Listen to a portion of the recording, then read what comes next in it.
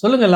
அதே போல இருக்கக்கூடிய காவல்துறையா, தமிழ்நாடு காவல்துறை அப்படின்னு சொல்றதுக்கு கூட வந்து கூச்சப்பட்டுக்குன்னு, இல்ல வாங்குனதுக்கு ஏதாவது வழி வந்துருமோ, சிக்கல் வந்துருமோன்னு பயந்துகிட்டு, இந்த முதலமைச்சர் காவல்துறையினுடைய தலைவராக இருக்கிறார். அவர் சொல்லித்தான் அது நடக்குது முதலமைச்சருக்கு அப்படின்றது வெளிப்படையா நீங்க பேசாம, தமிழ்நாடு காவல்துறை சரியில்ல. அது என்ன எதுக்கு எடுத்தாலும் காவல்துறை மட்டுமே சொல்லி அதோட கடந்து போயிடுறது.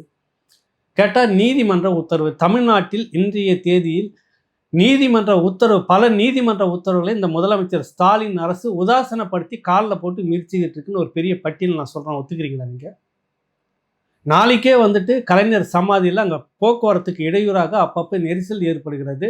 இது பெரிய சிக்கலாக இருக்கிறது. அண்ணா நகர் காவல் நிலையத்தில் நாங்கள் வந்து புகார் கொடுத்துருக்கோம். அந்த காவல் ஆய்வாளர் சரியான நடவடிக்கை எடுக்கணும்னு ஒருத்தர் நீதிமன்றத்துக்கு போனால், இப்போ கருணாநிதி சமாதி இருக்கிறது மெரினா பீச்சில். அது நிறைய போக்குவரத்துக்கு இடையூறாக இருந்துகிட்டு இருக்குது. தொடர்ச்சியாக நடக்க முடியல. அப்பப்போ கூட்டம் வந்துட்டு இருக்குது. பெரிய இடையூறாக இருக்குது. நான் நடந்து போயிட்டு இருக்க முடியல. நிறைய சிக்கல் இருக்குது. சட்ட ஒழுங்கு பிரச்சனை வருது. நிறைய சீர்கேடு இருக்குது. நான் நடைபாதையில், என் நடைபாதையில் யாரோ நடந்து குறுக்கால இடையூறு பண்ணிட்டு இருக்கிறான் அப்படின்னு யாரோ ஒருத்தர் அங்கே இருக்கக்கூடிய அண்ணா சாலை காவல் நிலையத்தில் புகார் கொடுத்து, அந்த புகார் மீது நடவடிக்கை எடுக்க வேண்டும் என்று நீதிமன்றத்துக்கு போனால், அரசு தரப்பு வழக்கறிஞர் அங்கே வந்து என்ன சொல்லுவார்? ஆமாங்க, ஏற்கனவே நாங்கள் வந்து நோட்டீஸ் கொடுத்துருக்கோம், அந்த மாதிரி யாரும் நடக்காதீங்க, அண்ணா சமாதி குறுக்கு இருக்கு, அங்கே போக்குவரத்துக்கு இடையூறாக இருக்கிறது, பாதசாரிகளுக்கு இடையூறாக இருக்கிறது அப்படின்றத நாங்கள் வந்து சொல்லிட்டோம் அப்படின்னு அரசு தரப்பில் சொல்லுமா? அங்கே மட்டும் வேற காரணம் சொல்லி வாதாடி அந்த கலைஞர் சமாதி இருப்பை தக்க வைத்துக் கொள்வதற்கான எல்லா வேலையும் செய்வீங்கல்ல.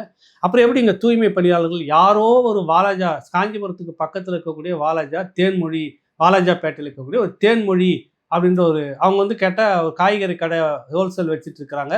ஒரு தொண்டு நிறுவனம் வச்சுட்டு இருக்கிறாங்க. அவங்க வந்து சென்ட்ரலுக்கு ரயிலில் ஏறதுக்கு வந்தாங்களாம். நடந்து போகும்போது பார்த்தா அங்கே நடக்கிறதுக்கு வழி இல்லை. அதை மறிச்சுக்கிட்டு இவங்க உண்ணாவிரதம் பண்ணுறாங்க. நான் அந்த சம்மந்தப்பட்ட அந்த சரக காவல் நிலையத்தில் புகார் கொடுத்தேன். பெரியமேடு காவல் நிலையத்தில் அவங்க நடவடிக்கை எடுக்கணும்னு நீதிமன்றத்துக்கு வந்து வழக்கு போடுறாங்க அப்படின்னு நீங்கள் முடிக்கிறீங்க. அரசு தரப்பு வழக்கறிஞர், பெரிய வழக்கறிஞர், எந்தெந்த விடயத்துக்கெல்லாம் நீங்கள் போகலை. ஆனால் இந்த விஷயத்துக்கு ஒரு அரசு தரப்புடைய மூத்த வழக்கறிஞர் கொண்டு வந்து அங்கே வச்சுக்கிட்டு, ரவீந்திரன் அவரை கொண்டு வந்து வச்சுக்கிட்டு, அவரை வந்து என்ன பேசுகிறாரு வந்துட்டு, நாங்கள் ஏற்கனவே காவல் நிலையத்தில் புகார் கொடுத்துட்டோம், நோட்டீஸ் கொடுத்துட்டோம் அப்புறப்படுத்த சொல்லி போராட்டம் பண்ணுறவங்களுக்கு அப்படின்னு சொல்கிறாங்க. நீதிமன்றம் ஏன் அவங்களுக்கு தான் ஒரு இடம் இருக்குது போராட்டம் பண்ணக்கூடியதுக்கு, அங்கே போய் பண்ண வேண்டியதானே, நீங்கள் அப்புறப்படுத்துங்கன்னு சொல்லிட்டாங்க. உடனே நீதிமன்ற உத்தரவுன்னு தலைமையில் தூக்கிக்கிட்டு நூற்றுக்கணக்கான காவலர்களை போய் நிறுத்திட்டு இப்படி செய்திருக்கீங்களே. இதே உத்தரவு கருணாநிதி சமாதிக்கு யாராவது ஒருத்தர் மனு போட்டாங்கன்னா நீங்கள் செய்வீங்களா? சொல்லுங்க. அது கேட்டால் நீதிமன்றத்தினுடைய உத்தரவின் பேரில் அது வந்து கட்டப்பட்டது. இது ஒரு டிராமா செட்டப். அன்னைக்கு எடப்பாடி விட்டு கொடுத்தாரு.